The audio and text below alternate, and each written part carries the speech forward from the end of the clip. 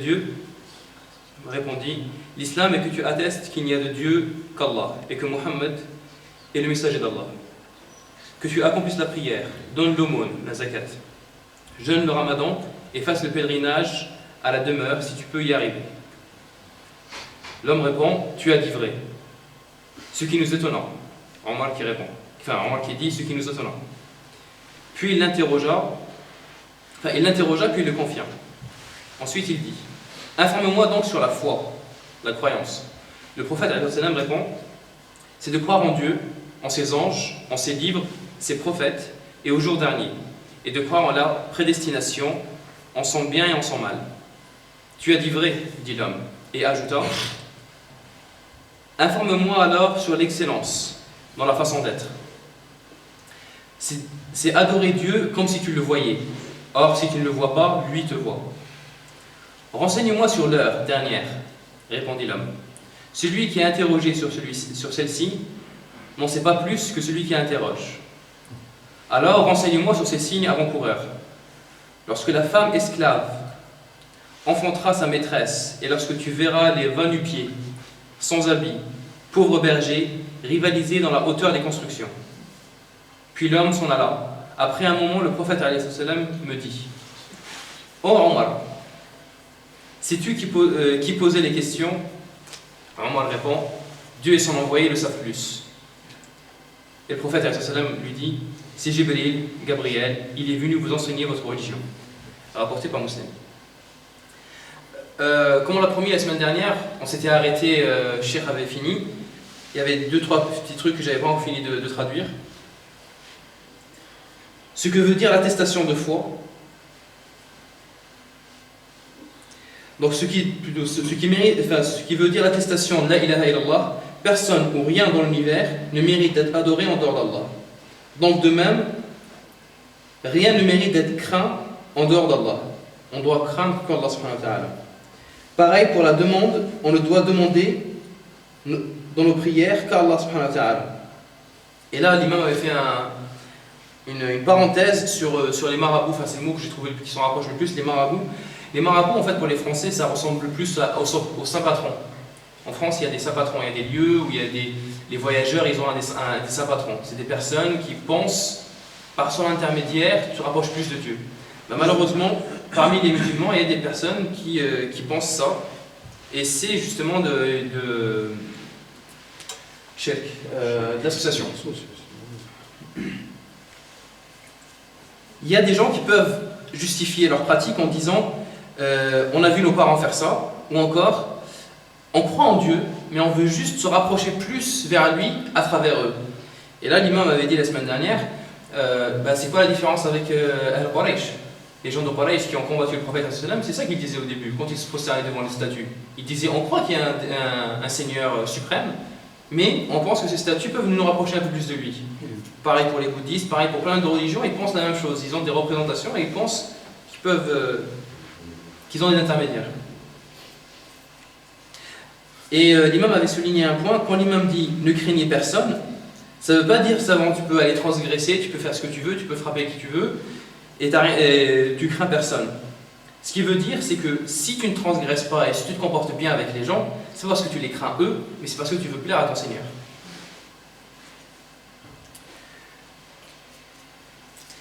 Revenons à ce que l'imam a dit aujourd'hui par rapport à la foi, donc la croyance, et par rapport à l'islam. La semaine dernière, on avait expliqué les deux, puis après l'imam nous rajoute, nous normalement on ne doit pas se compliquer la vie plus que ça, on doit appliquer les deux. On cherche la foi et l'islam. D'ailleurs, concernant la croyance, donc la foi, sur les 5 règles qu'il y a, ou les 6 règles qu'il y a, à part les prophètes, les messagers, du reste, rien ne peut être vu. On a des signes, mais rien ne peut être vu. Rien de ce qui est. Allah subhanahu wa ta'ala, ses anges, ses livres, le jour dernier, la prédestination, c'est des choses qui ne sont pas palpables. Ouais, voilà. À part les livres et les messagers, le reste n'est pas palpable. Non ? En partie de l'invisible. Exactement, c'est partie de l'invisible. Virtuel. Virtuel. Virtuel. Virtuel. Invisible et invisible. Des fois, en tant qu'homme, on a tendance à manquer de respect au Seigneur, en disant par exemple, pourquoi moi? Ça, l'imam précise, c'est très important et c'est très grave. C'est comme si c'est une accusation qu'on lance au Seigneur, en posant une question de cette manière. C'est très irrespectueux déjà. L'invocation a des règles. D'abord, on doit appeler le Seigneur par ses plus beaux noms. Puis, faire la prière sur le messager, alayhi salam. Puis, on expose notre demande, notre doléance, avec respect et humilité. Puis, finir avec la prière sur le prophète, alayhi salam. L'imam a dit qu'Inch'Allah, si l'occasion se présenterait, on reviendrait sur les règles de l'invocation. J'ai utilisé le mot doléance exprès, parce que c'est justement ce que faisaient les gens à l'époque des rois. Ils venaient rencontrer leur roi pour leur demander des choses. Et quand ils le faisaient avec beaucoup de respect pour espérer avoir quelque chose en contrepartie. Et à Dieu appartiennent les plus beaux exemples, ou l'exemple le plus élevé. Quand on s'adresse au Seigneur de l'univers, justement, on doit le faire avec respect pour espérer justement qu'il nous réponde favorablement. Dans notre foi, on doit croire qu'il existe. Donc c'est ça, croire en Dieu, c'est quoi? C'est croire en 4 choses indissociables. Croire qu'il existe, ça c'est évident, mais croire également qu'il est le Seigneur de toutes choses, qu'il est le seul qui mérite d'être adoré, et croire en ses noms et attributs. Par rapport au fait qu'il est le Seigneur, le mot en arabe c'est Rabb. Rabb c'est le Seigneur, le possesseur. Il n'existe rien qui puisse se substituer à sa puissance et à ses décisions. Tout lui appartient. On dit bien le Seigneur de la maison ou le Seigneur d'un royaume pour dire que c'est le potentat, c'est celui qui dirige. Le Seigneur de l'univers, c'est celui qui dirige l'univers, c'est celui qui l'a créé et il le maîtrise entièrement. Il n'y a pas un iota de l'univers qui peut se substituer à sa puissance.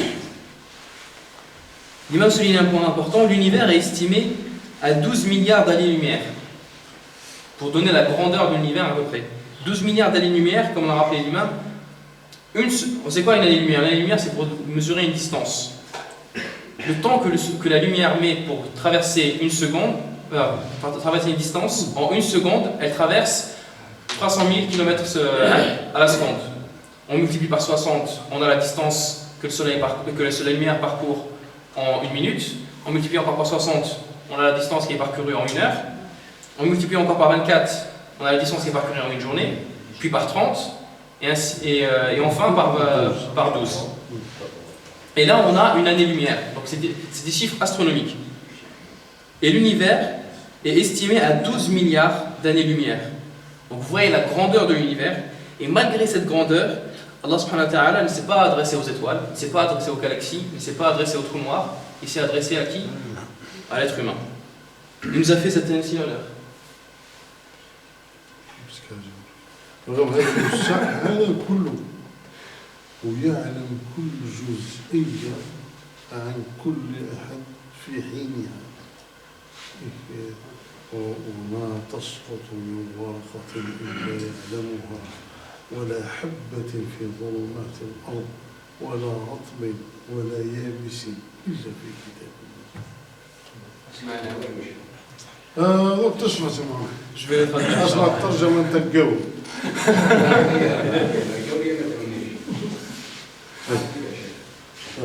L'imam précise, et malgré toute cette grandeur, malgré tout cet espace, il n'y a pas 1 millimètre, il n'y a pas 1 iota qui puisse échapper à la vigilance du Seigneur. Allah subhanahu wa ta'ala, c'est tout ce qui se passe pour chacun, pour chaque créature, pour chaque atome. Le verset que Cheikh a cité, donc je ne traduis pas le verset, mais dans ce sens, il n'y a pas une feuille d'arbre qui tombe sans qu'Allah subhanahu wa ta'ala le sache. Il n'y a pas une germe qui pousse sous la terre sans qu'Allah subhanahu wa ta'ala le sache. وعنده مفاتح الغيب لا يعلمها إلا هو. أسمع محمد. وعنده مفاتح الغيب لا يعلمها إلا هو وحده. لا رسول لا ملك لا وحده إلا من ارتضى من الرسول. دار واحد الاستثناء اللي يحب هو سبحانه وتعالى. وعنده مفاتح الغيب لا يعلمها إلا هو ويعلم ما في البر والبحر وما تسقط من ورقة إلا يعلمها ولا حبة في ظلمات الأرض ولا رطب ولا يابس إلا في كتاب مبين. علم محيط بكل شيء. يا بني إنها إن تك مثقال حبة من خردل في صخرة أو في السماوات أو في الأرض يأتي بها. أنا أتجاوز في الموضوع هذا يا أخي. قلت استغفر الله. لا إله إلا الله. ثم في هذه اللورون بركة ما ماشي مشكل. كان حتى مشي كاين شو هاي ما عندي donc le frère l'imam nous récite un verset dans lequel Allah subhanahu wa ta'ala précise ses attributs et nous précise qu'il n'y ait pas une chose qui existe sans qu'il sache tout sur elle. Donc il y a un savoir immense, un savoir qui comprend tout. Même si ça peut dépasser notre entendement, Allah subhanahu wa ta'ala le peut. Donc revenons à la traduction, je m'étais arrêté. Voilà, Allah subhanahu wa ta'ala a fait un grand honneur qui s'est adressé à l'homme.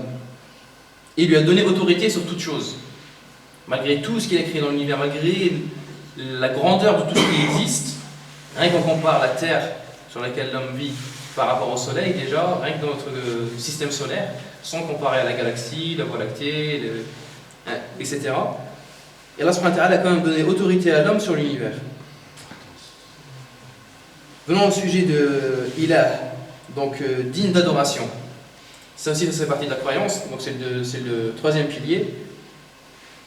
On doit croire qu'il n'existe rien qui mérite d'être adoré, en dehors d'Allah subhanahu wa ta'ala. Comme on vient de le dire, justement, je trouvais que c'était une bonne transition, comme on vient de le dire, tout ce qui existe, Allah subhanahu wa ta'ala l'a assujetti à l'homme. Comment est-ce que l'homme va aller adorer quelque chose qui lui est sujet? Donc, l'homme doit adorer un seul, c'est Allah subhanahu wa ta'ala. L'imam nous raconte qu'il a vu de ses yeux des gens pleurer et embrasser des murs sur des sépultures, parce que les gens venaient demander à celui qui était mort. Et c'est quelque chose qui choque profondément, et l'imam malheureusement n'est pas le seul à avoir vu ce genre de choses. Le messager est bien le meilleur des êtres humains.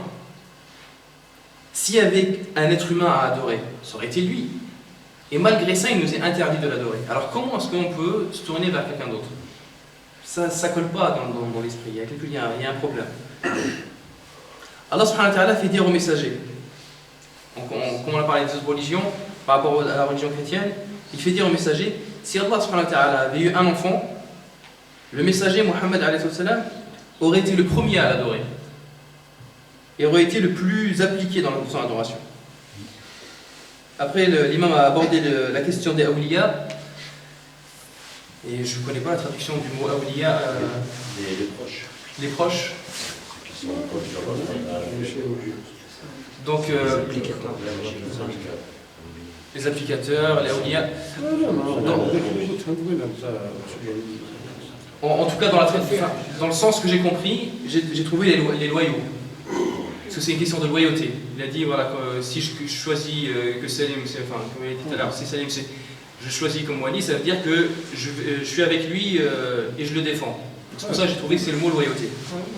Cette notion de loyauté, là, justement, des fois, on peut confondre. Allah subhanahu wa ta'ala nous parle des gens qui sont loyaux. Mais ce n'est pas des personnes qu'il faut justement aller adorer. Allah subhanahu wa ta'ala, quand il nous dit qu'il y a des gens qui sont loyaux, ça concerne tous ceux qui l'adorent correctement. Donc, Inch'Allah, nous compris. Cher. كيف الأسماء والصفات ما كملناهاش. قلنا وجود الله عز وجل، أنه رب كل شيء، أنه المعبود بحق وأنه لا يستحق العبادة غيره سبحانه وتعالى، وأن نؤمن بأسمائه وصفاته.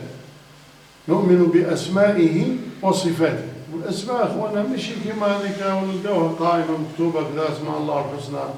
لازم نعرفوا معانيها. مش نحصيوا هذيك الأسماء برك ولا نحفظوها، نعرفوها ونعرفوا وش معناها العزيز وش معناها الرحيم، وش معناها المتكبر، وش معناها الجبار، وش معناها المنتقم، وش معناها الأول، وش معناها الآخر.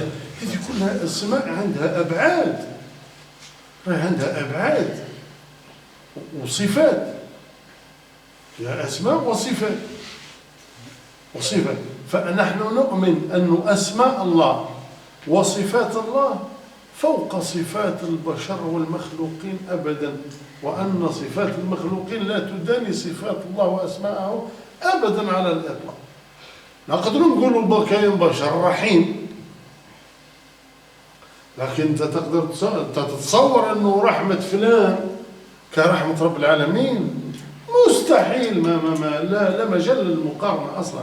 يعني بعض من أسماء الله عز وجل وصفاته نقدر نطلقوها على بشر هكذا على وجه المجاز مش على الحقيقة. أما الرحمة المطلقة هي رحمة الرب سبحانه وتعالى. رحمة الرب سبحانه يا أخوان، راه خلق 100 رحمة، 100 رحمة، نحى منها جزء واحد. طيشوا في الأرض بهذا الجزء من الرحمة يرحم الوالد ولده والوالدة ولدها والبهيمة ابنها. هذه الرحمة اللي تشوف فيها في الكون كلها بين الكائنات الحية، هذه راهي جزء واحد من رحمة الله تبارك وتعالى، من 100 رحمة لله تبارك وتعالى. فإذا كان يوم القيامة زاد ضم ذاك الجزء إليه، فتقول لي 100 رحمة تستنى فيها. شو نكونوا أهل للرحمة، لازم نكونوا نستحقوا هذا الرحمة. كاين ناس يدخلوا رب الجنة بلا عمل. شكون البشر اللي يقدر يدير هذا؟ كاين عباد يدخلوا الجنة بلا عمل. وهذا الموضوع هذا في السلسلة تاع نهار الجمعة، خلينا نجيوه باش في السلسلة تاع الآخرة ونوصلوا ونفصلوه، لأنه ما نقدرش نفسروا كل شيء ضرب. كان عباد يدخلهم رب الجنة بلا عمل، لم يعمل حسنة قط، ومع ذلك تدركه رحمة الله تبارك وتعالى. ما تعودنيش على هذه يا الحاج شعبان. لا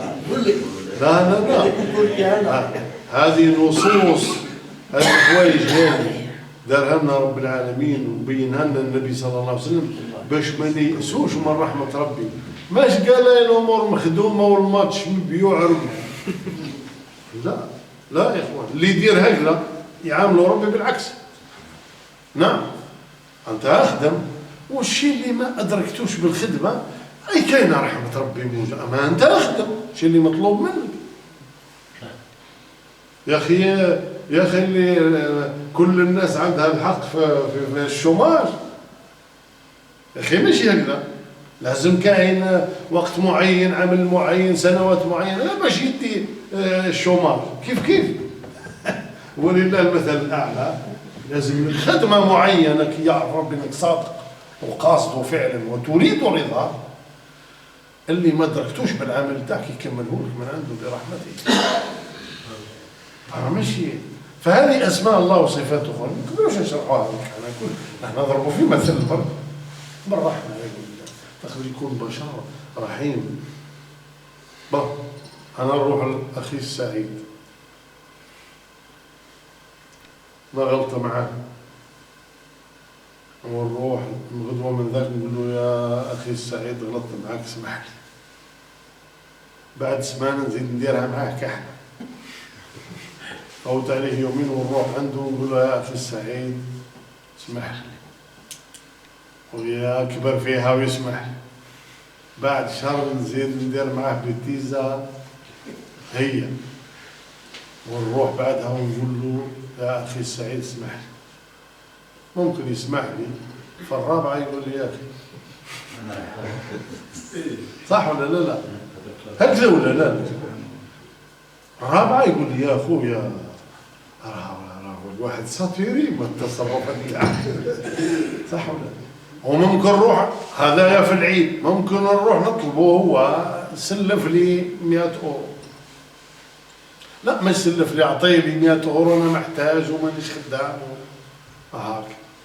نرجع له بعد 80 أعطيني 50 يعطي، نرجع له الثالثة الرابعة الخامسة إذا كان هو كريم وباهي وإن شاء الله يكون كريم يعطيني، بصح تعطيني يلا. نرجع له المرة السادسة وش يقول؟ يا أخي عندي ولاد، عندي دار، عندي نصرف عليك أنا. يا أخوان احنا ربنا نعصيه ونسأله يرحمه. احنا نعصوا فيه وحافظنا، احنا نعصوا فيه ويأكل فينا ويشرب فينا.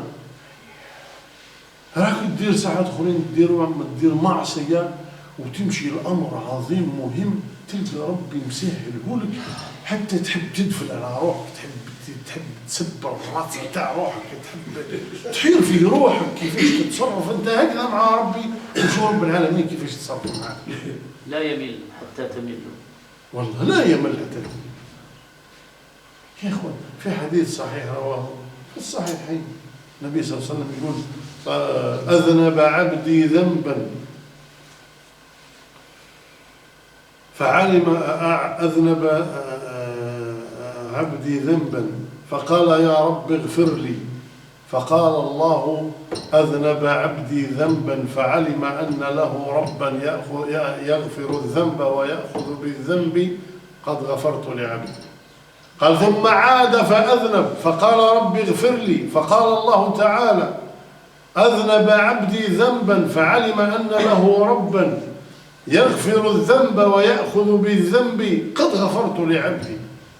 ثم عاد فأذنب فقال رب اغفر لي، فقال الله تعالى أذنب عبدي ذنبا فعلم أن له ربا يغفر الذنب ويأخذ بالذنب قد غفرت لعبدي فليفعل عبدي ما شاء.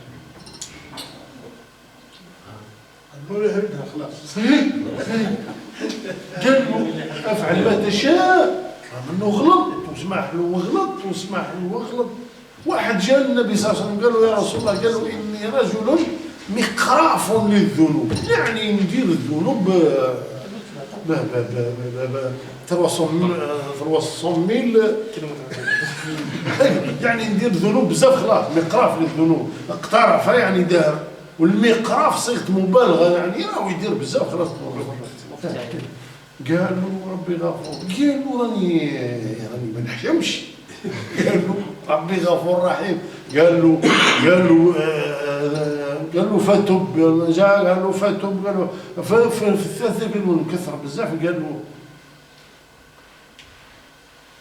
لا يمل الله تتمل. في الحديث ذهب لي مع زوج احاديث بنفس المعنى ممكن يكون خلط بيناتهم. واحد قال له يا رسول الله، قال له راني مقراف، قال له كلما اذنبت فتب، قالوا فاعود فافعل، قالوا كلما اذنبت فتب. في الثالثه وفي الرابعه قال له